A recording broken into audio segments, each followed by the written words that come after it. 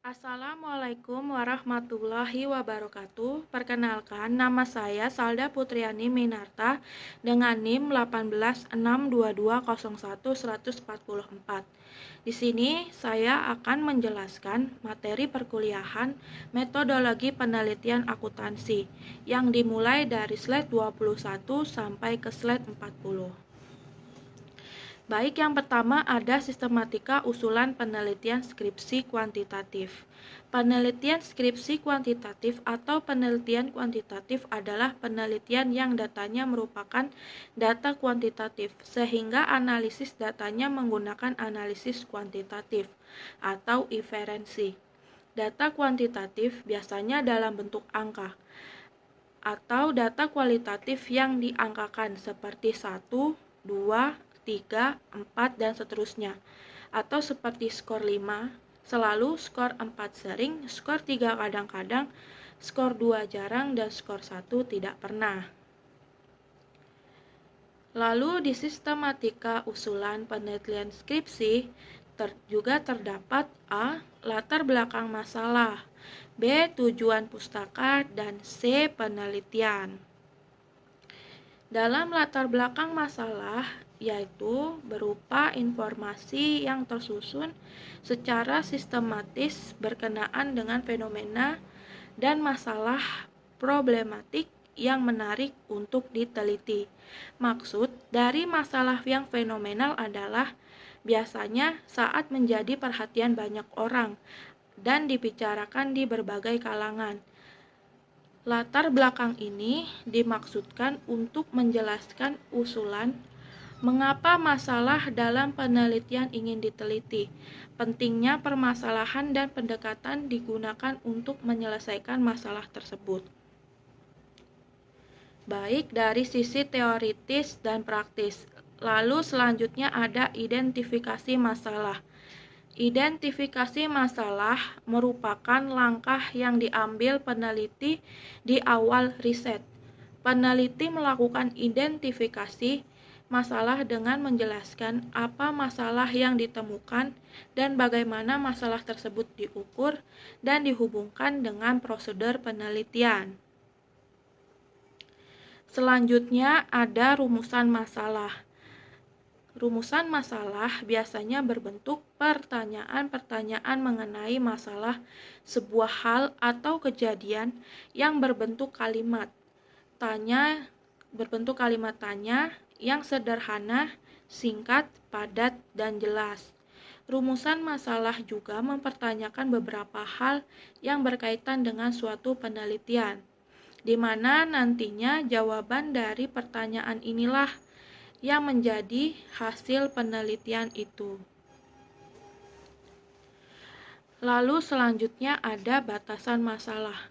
Batasan masalah merupakan ruang lingkup masalah atau upaya membatasi ruang lingkup masalah yang terlalu luas atau lebar sehingga penelitian ini lebih bisa fokus untuk dilakukan. Batasan masalah sebenarnya untuk menegaskan atau memperjelas apa yang menjadi masalah. Dengan kata lain, upaya merumuskan pengertian dan menegaskan batasan dengan dukungan data hasil penelitian, pendahuluan seperti apa sosok masalah tersebut. Misalnya, jika yang dipilih itu mengenai prestasi kerja karyawannya rendah, dipaparlah kerendahan prestasi kerja itu. Seperti apa? Misalnya kehadiran kerja seberapa rendah, keseriusan kerja seberapa rendah, kuantitas hasil kerja seberapa rendah, dan kualitas kerja seberapa rendah. Lalu yang terakhir ada tujuan dan manfaat penelitian. Secara umum, tujuan penelitian antara lain untuk memperoleh pengetahuan atau penemuan baru. Kedua, sebagai pembuktian yang sudah ada. Dan yang ketiga, sebagai pengembangan pengetahuan suatu bidang keilmuan yang sudah ada. Setelah mengetahui apa itu tujuan penelitian, kita akan beralih membahas manfaat penelitian. Dalam manfaat ini adalah apa yang akan orang lain atau pembaca rasakan, termasuk untuk diri sendiri sebagai peneliti tentang apa yang sudah dicapai atau digali di dalam penelitian itu. Lalu ada tinjauan pustaka, berisi uraian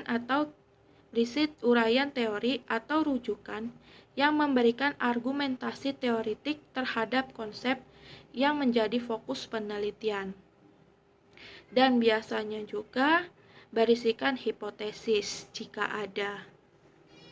Lalu selanjutnya ada C, metode penelitian. Yang pertama ada batasan konsep dan definisi operasional variabel. Biasanya memberikan tolak ukur atau parameter suatu variabel penelitian diukur. Yang kedua ada validitas dan reliabilitas instrumen penelitian. Memberikan data yang sesuai dengan keadaan yang sebenarnya. Inilah yang disebut valid. Sedangkan data yang dapat dipercaya atau disebut dengan data reliable. Supaya diperoleh data yang valid dan reliable, maka instrumen yang digunakan dalam pengumpulan data, baik tes maupun non-tes, harus mempunyai bukti validitas dan reliabilitas. Yang ketiga ada teknik pengumpulan data. Biasanya memberikan penjelasan teknik pengumpulan data yang digunakan. Contoh dari teknik pengumpulan data yang sering dilakukan adalah yang pertama ada observasi, yang kedua ada kuesioner, dan yang ketiga ada interview. Yang keempat, populasi sampel dan teknik pengambilan sampel. Memberikan penjelasan yang menjadi satuan populasi, sampel, jumlah populasi, dan sampel serta teknik pengambilan sampelnya.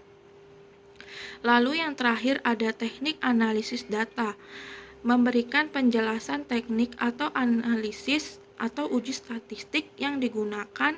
Perlu diingat bahwa penggunaan teknik analisis juga harus konsisten dengan jenis datanya. Selanjutnya yang akan dibahas adalah sistematika usulan penelitian skripsi kualitatif. Penelitian kualitatif adalah penelitian yang data kualitatif, sehingga analisis juga analisis kualitatif atau deskriptif. Data kualitatif dapat diubah menjadi data kuantitatif dengan di-scoring. Contoh data kualitatif adalah manis, pahit, rusak, gagal, baik sekali, baik, kurang baik, atau tidak baik, dan sebagainya. Selanjutnya, sistematika usulan penelitian juga sama seperti penelitian kuantitatif. Terdapat latar belakang masalah, identifikasi masalah, rumusan masalah, batasan masalah, serta tujuan dan manfaat penelitian, tinjauan pustaka, dan juga metode penelitian. Metode penelitian dalam penelitian kualitatif dibagi menjadi 4. Yang pertama ada batasan konsep dan definisi operasional variabel, yang kedua ada teknik pengumpulan data, yang ketiga ada responden dan informan penelitian. Dan di sini saya akan menjelaskan informan dan responden. Informan adalah orang yang memberikan informasi. Dengan pengertian ini, maka informan dapat dikatakan sama dengan responden. Apabila pemberian keterangannya karena dipancing oleh pihak peneliti. Istilah informan ini banyak digunakan dalam penelitian kualitatif. Pada penelitian jenis kuantitatif, informan sering disebut dengan responden, karena hanya memberikan respon terhadap pertanyaan-pertanyaan yang disajikan peneliti. Dalam penelitian kualitatif disebut informan, karena bersifat memberikan informasi secara mendalam yang dibutuhkan peneliti. Lalu yang kelima ada teknik analisis data. Biasanya memberikan penjelasan teknik analisis data yang digunakan. Perlu diingat bahwa penggunaan teknik analisis data harus konsisten dengan jenis data, penjelasan pendekatan yang digunakan, proses penafsiran, dan penyimpulan hasil penelitian. Lalu selanjutnya ada metodologi penelitian tentang teori, konsep, dan perumusan hipotesis. Berikutnya yang pertama akan dibahas adalah landasan teori. Landasan teori adalah seperangkat definisi, konsep, dan proposisi yang telah disusun rapi dan sistematis tentang variabel-variabel dalam sebuah penelitian. Landasan teori akan menjadi dasar yang kuat dalam sebuah penelitian yang akan dilakukan. Penyusunan landasan teori yang baik dan benar dalam sebuah penelitian menjadi hal yang penting, sebab landasan teori menjadi sebuah fondasi serta landasan dalam penelitian tersebut. Landasan teori juga dapat didefinisikan sebagai teori yang relevan, yang digunakan untuk menjelaskan tentang variabel yang akan diteliti dan sebagai dasar untuk memberikan jawaban sementara terhadap rumusan masalah yang diajukan, atau hipotesis, dan penyusunan instrumen penelitian.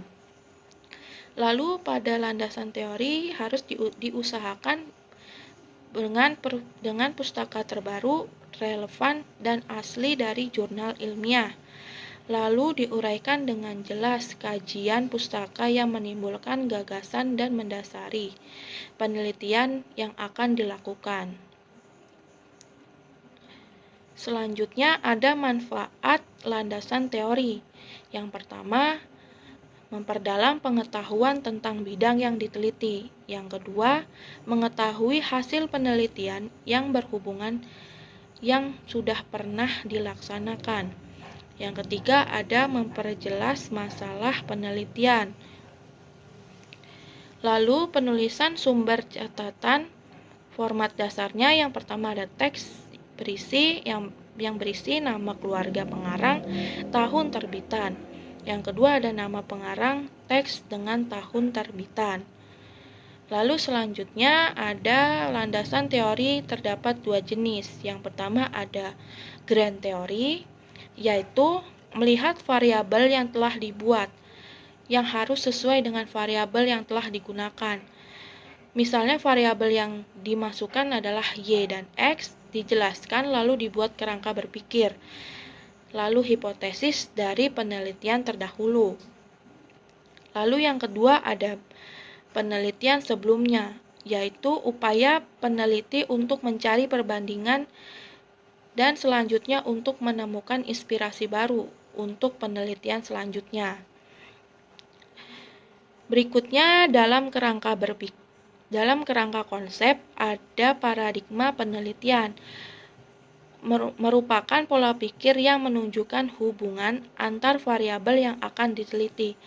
Paradigma sederhana yang menunjukkan pengaruh dan hubungan antara variabel X dan variabel Y. Lalu pada slide selanjutnya, perumusan hipotesis. Hipotesis dapat diartikan sebagai pernyataan statistik tentang parameter populasi. Dalam penelitian, hipotesis diartikan sebagai jawaban sementara terhadap rumusan masalah penelitian. Berikut ada beberapa jenis dari hipotesis. Yang pertama ada hipotesis tanpa arah atau tak terarah, adalah hipotesis yang diajukan dan dirumuskan oleh peneliti tampak belum tegas bahwa variabel independen berpengaruh terhadap variabel dependen. Lalu yang kedua ada hipotesis berarah. Hipotesis berarah atau terarah adalah hipotesis yang diajukan oleh peneliti di mana peneliti sudah merumuskan dengan tegas yang menyatakan bahwa variabel independen memang sudah diprediksi berpengaruh terhadap variabel dependen. Contohnya di sini ada kualitas audit berpengaruh positif pada kualitas laporan keuangan dan kualitas audit berpengaruh negatif pada kualitas laporan keuangan. Berikut adalah contoh dari hipotesis statistik. Ada parameter populasi. Selanjutnya reduksi, lalu statistik ukuran sampel, dan membuat generalisasi atau menguji hipotesis statistik. Lalu selanjutnya ada dalam statistik dan penelitian terdapat dua macam jenis hipotesis, yaitu hipotesis nol dan alternatif. Statistik hipotesis nol diartikan sebagai tidak adanya perbedaan antara parameter dengan statistik, atau tidak adanya perbedaan antara ukuran populasi dan ukuran sampel. Dengan demikian, hipotesis yang diuji adalah hipotesis nol, karena memang peneliti tidak mengharapkan adanya perbedaan data populasi dengan sampel. Lalu hipotesis alternatif adalah lawannya hipotesis nol, yang berbunyi adanya perbedaan antara data populasi dengan data sampel. Pada slide selanjutnya masih hipotesis statistik terdapat penelitian. Hipotesis nol menyatakan tidak adanya hubungan antara satu variabel dengan variabel lain. Tidak adanya perbedaan antara satu variabel atau lebih pada populasi atau sampel yang berbeda. Dan tidak adanya perbedaan antara yang diharapkan dengan kenyataan pada satu variabel atau lebih untuk populasi atau sampel yang sama. Hipotesis alternatif menyatakan adanya perbedaan atau hubungan. Selanjutnya, bentuk rumusan hipotesis. Di sini ada hipotesis deskriptif. Hipotesis deskriptif adalah dugaan tentang nilai suatu variabel mandiri, tidak membuat perbandingan atau hubungan. Sebagai contoh, seberapa tinggi daya tahan lampu merek X, seberapa tinggi produktivitas padi di Kabupaten Klaten, lalu ada berapa lama daya tahan lampu merek A dan B. Dari tiga dugaan permasalahan tadi, maka rumusan hipotesisnya seberapa daya tahan lampu merek X, daya lampu merek X, daya tahan lampunya adalah 800 jam. Lalu seberapa tinggi produktivitas padi di Kabupaten Klaten? Rumusan hipotesisnya produktivitas padi di Kabupaten Klaten 80 ton per hektar. Lalu yang terakhir ada berapa lama daya tahan lampu merek A dan B. Rumusan hipotesisnya daya tahan lampu merek A 450 jam dan untuk merek B 600 jam. Lalu pada slide selanjutnya, statistik yang digunakan untuk menguji hipotesis deskriptif. Di sini ada jenis atau tingkatan data. Yang pertama ada nominal, ordinal, dan menurut interval atau rasio. Pada nominal teknik statistik yang digunakan untuk pengujian ada dua teknik, yaitu tes binomal. Tes binomal membandingkan suatu proporsi observasi kasus dan proporsi harapan yang didistribusikan dengan suatu parameter probabilitas tertentu. Lalu teknik yang kedua ada Chi kuadrat, yaitu salah satu jenis uji komparatif non-parametris yang digunakan pada dua variabel di mana skala data kedua variabel adalah nominal. Maka dilakukan uji square dengan merujuk bahwa harus digunakan uji pada derajat yang terendah. Lalu jenis atau tingkatan data yang kedua ada ordinal. Teknik statistik yang digunakan adalah rantes. Rantes adalah uji yang digunakan untuk menguji hipotesis deskriptif satu sampel. Lalu jenis atau tingkatan data yang ketiga ada menurut interval atau rasio. Menggunakan t-test. T-test adalah salah satu statistik yang digunakan untuk menguji kebenaran atau kepalsuan hipotesis yang menyatakan bahwa di antara dua buah mean sampel yang diambil secara random dari populasi yang sama tidak dapat perbedaan yang signifikan. Lalu pada slide selanjutnya ada hipotesis komparatif. Hipotesis komparatif adalah pernyataan yang menunjukkan dugaan dengan nilai dalam satu variabel atau lebih pada sampel yang berbeda. Contoh rumusan masalah komparatif Yang pertama, adakah perbedaan kualitas audit KAP Big 4 dan non-Big 4? Hipotesisnya, tidak terdapat perbedaan kualitas audit KAP Big 4 dan non-Big 4. Lalu, kualitas audit KAP Big 4 lebih rendah dibandingkan KAL non-Big 4. Dan yang terakhir, kualitas audit KAP Big 4 lebih tinggi dibandingkan non-Big 4. Selanjutnya ada statistik yang digunakan untuk menguji hipotesis komparatif. Di sini terdapat macam data, yaitu interval rasio, nominal, dan ordinal. Bentuk komparatif dibagi menjadi dua, ada dua sampel dan komparatif sampel. Lalu dua sampel dan komparatif sampel masing-masing dibagi menjadi dua, yaitu korelasi dan independen. Yang pertama ada interval rasio. Dalam dua sampel korelasinya menggunakan t-test. Dua sampel independennya menggunakan t-test dan dua sampel. Dalam komparatif sampelnya korelasi menggunakan one-way ANOVA dan two-way ANOVA. Pada independennya sama menggunakan one-way ANOVA dan two-way ANOVA. Pada data nominal dua sampel korelasi menggunakan MC-NOMAR. Pada independen menggunakan Fisher exact dan C-quadrat two sampel.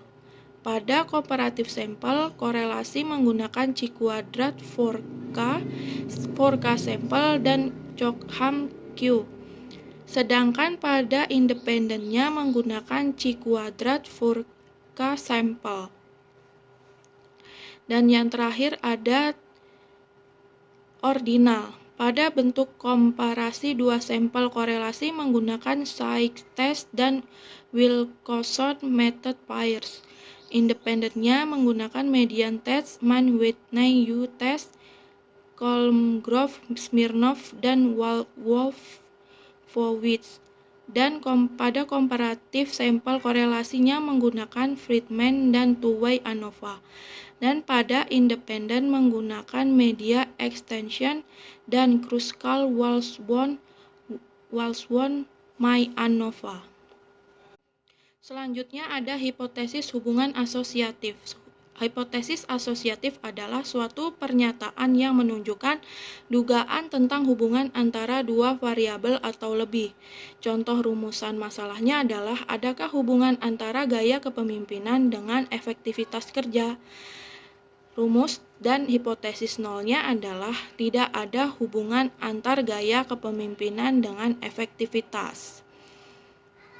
Lalu pada slide selanjutnya, statistik yang digunakan untuk menguji hipotesis asosiatif. Ada macam atau tingkatan data. Yang pertama ada nominal, ordinal, dan interval rasio. Pada nominal, teknik korelasinya yang digunakan adalah koefisien kontingensi. Adalah uji korelasi antara dua variabel yang berskala data nominal.